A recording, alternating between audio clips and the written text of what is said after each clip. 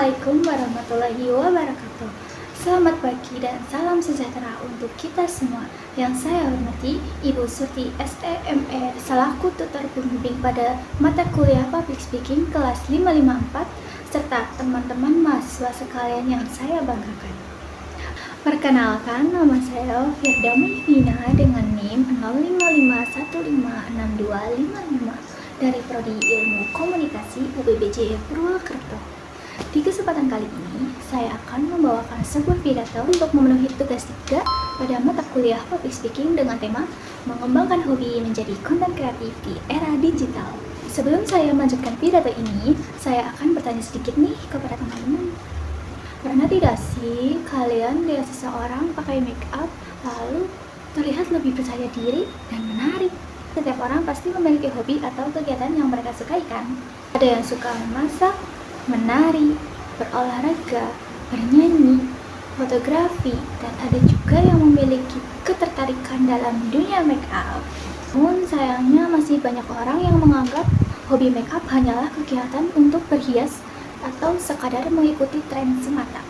Padahal jika kita melihat lebih jauh, makeup bukan hanya tentang menggunakan bedak, lipstik, atau skincare saja.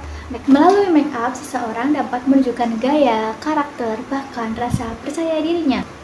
Saat ini, perkembangan dunia digital membuat dunia makeup semakin berkembang pesat. Kita bisa melihat banyak konten kreator, beauty, influencer, makeup artis yang awalnya hanya mencoba makeup hanya karena iseng atau sekadar hobi. Namun, karena mereka terus belajar, konsisten, percaya diri, dan kemampuan diri sendiri, akhirnya hobi makeup tersebut berkembang menjadi profesi dan sumber penghasilan. Saya sendiri kebetulan sedang mencoba mengembangkan hobi makeup yang saya miliki. Saat ini sedang memulai merintis untuk menjadi beauty content creator. Awalnya saya hanya tertarik mencoba berbagai makeup dan melihat tutorial di media sosial. Tetapi lama-kelamaan saya menyadari bahwa makeup bukan hanya sekedar hobi, melainkan juga tempat untuk belajar dan berkembang. Menjadi beauty content creator tentu bukan hal yang mudah. Dibutuhkan rasa percaya diri, kreativitas, konsistensi, dan keberanian untuk menunjukkan hasil karya kepada banyak orang. Terkadang kita juga merasa minder atau takut terhadap komentar orang lain. Namun, dari pengalaman tersebut saya belajar bahwa berkembang memang membutuhkan keberanian untuk mencoba. Dalam proses merintis ini, saya juga menyadari bahwa hasil tidak selalu langsung besar. Kadang video saya hanya buat masuk FYP atau beranda, tetapi jumlah penontonnya masih naik turun dan seringkali hanya berada di sekitar 200-400 saja. Terkadang hal tersebut membuat saya merasa kurang percaya diri dan berpikir, apakah konten saya buat sudah cukup baik atau belum ya?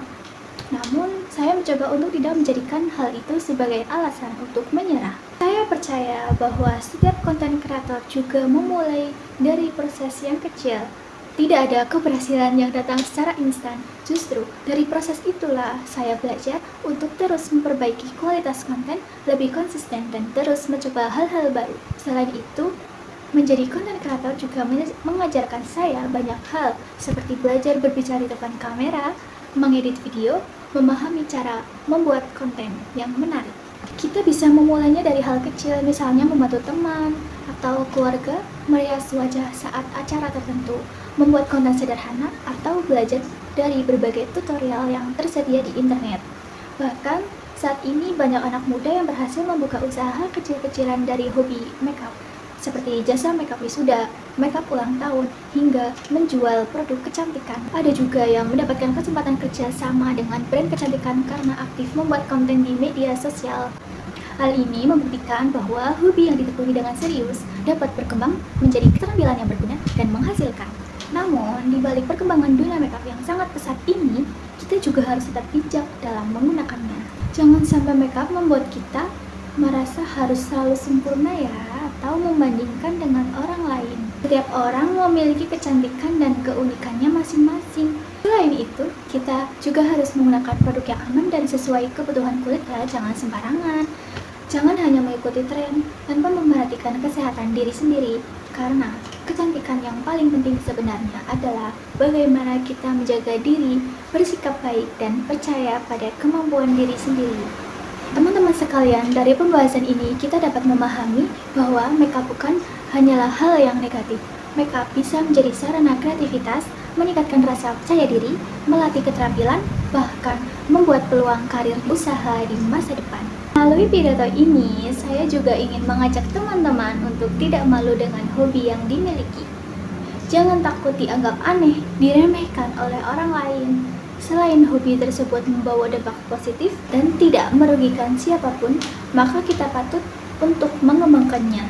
Saya juga berharap apa yang sedang saya mulai saat ini menjadi beauty content creator dapat menjadi pengalaman yang baik untuk terus belajar dan berkembang. Meskipun masih dalam tahap merintis, saya percaya bahwa setiap proses kecil akan membawa hasil jika dilakukan dengan konsisten dan penuh semangat. Sebelum saya akhiri, izinkan saya menyampaikan satu pantun ya.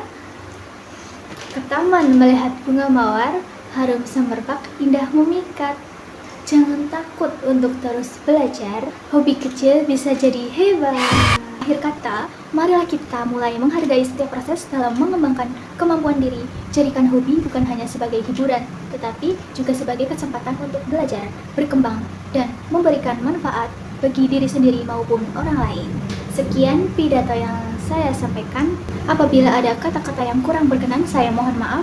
Wassalamualaikum warahmatullahi wabarakatuh. Dadah, terima kasih. Saatnya sudah